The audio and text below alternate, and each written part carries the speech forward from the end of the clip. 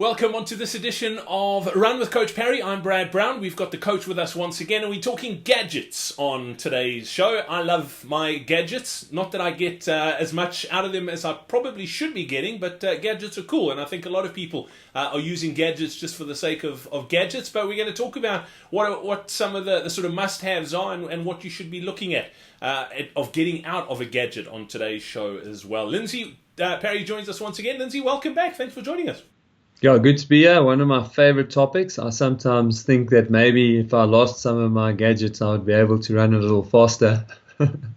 Might be a little bit lighter as well, carrying all the gadgets. But before we get into today's topic, just a massive thank you to our sponsor. This edition of Run is brought to you by Simply. These days, no one has any spare time, and none of us really want to think about life insurance. That's why Simply make it quick and easy to sign up and make sure your people are covered. Simply gives you great value combos of life, disability, and funeral cover for you, your domestic worker, and your business employees. Get cover in a matter of minutes online. No bloods or medicals, and instant cover. And the best part, it's all online. Choose which benefits you want and what you can afford, backed by a trusted insurer. Simply head over to coachparry.com/simply. That's coachparry.com/simply for more information. Simply, looking after your people. Simply is a financial services provider. 47146. Terms and conditions apply. Lindsey, let's chat those gadgets now. What's the most important? If you had to buy one gadget, what should it be? And what information should we be focusing on with the gadgets that we are using? You asked me a tough question there, Brad. If you could only afford to buy one gadget. Look, I'm pretty biased at the moment because of the gadget that I'm using, but I would actually go with the power meter. But unfortunately, to have the power meter, you first have to have a pretty good watch. So I'm not gonna go there. I think a really good GPS unit, preferably with heart rate. But yeah, I think a really good GPS unit is really what you need, because it keeps you honest. It keeps you honest on both sides of the scale. So when you feel like you're having a really great training session, it'll give you the kind of feedback that lets you know whether the session was as good as you felt on that day. But very importantly, on the flip side of that is that on the days that you're feeling really good on your easy runs, it will rein you in. And it'll make sure that you actually are running easy enough on your easy run. So yeah, I would say that's probably the most valuable information that you can get out of any gadget. Of course, you can use a heart rate monitor to get similar results.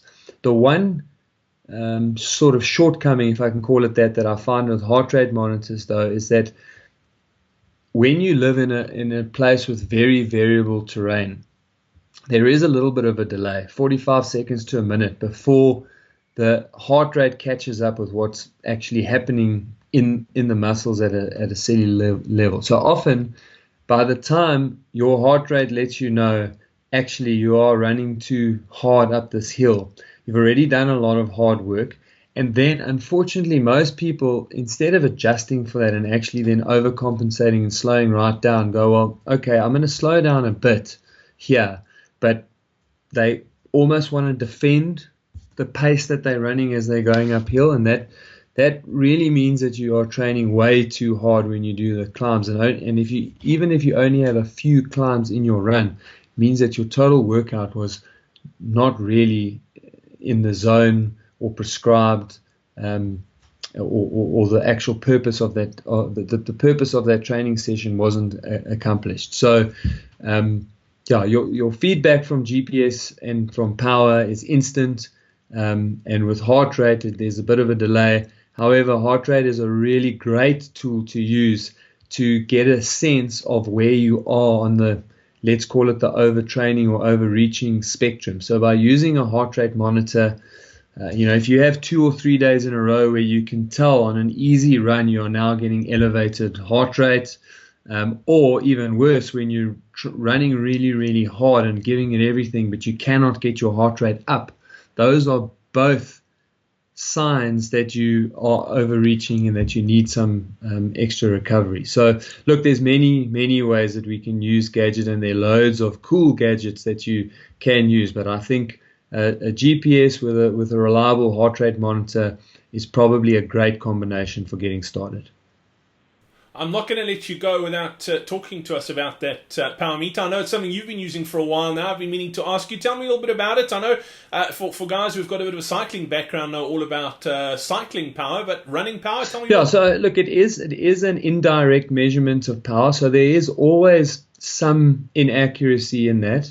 But having used it now for a good almost 8 months, I can tell you that it's very reliable and very repeatable. So even if there are some miscalculations in the actual absolute power or the measured number, they are very comparable. And by doing tests, 8K time trial, 10K time trial, or doing a power test or threshold test, you can work out what in the power speak is called critical power or threshold power. It doesn't matter what word you use. And then you can base all your training, your race plans, and all of that around that power.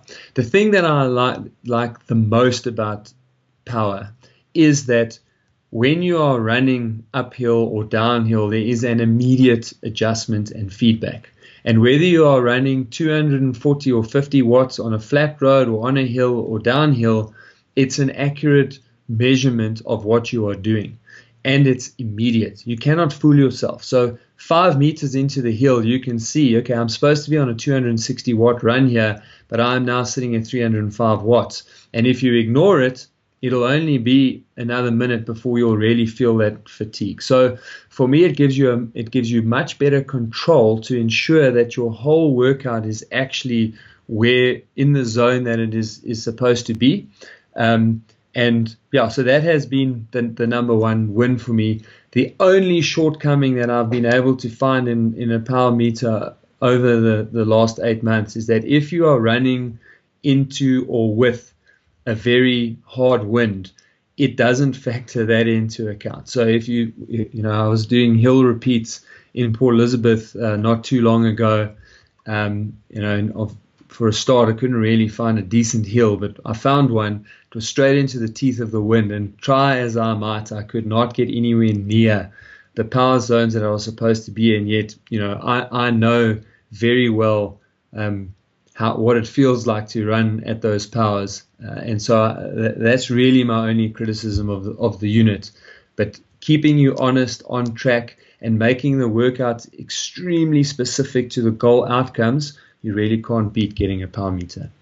Well, brilliant stuff. Lindsey, thank you very much for that. And thank you to our sponsor, simply.co.za, of this edition of Run. If you're looking for life, disability, or family funeral cover, look no further than Simply. Just head over to coachparry.com/simply to find out more. That's SIMPLY. Until next time, from the two of us, cheers.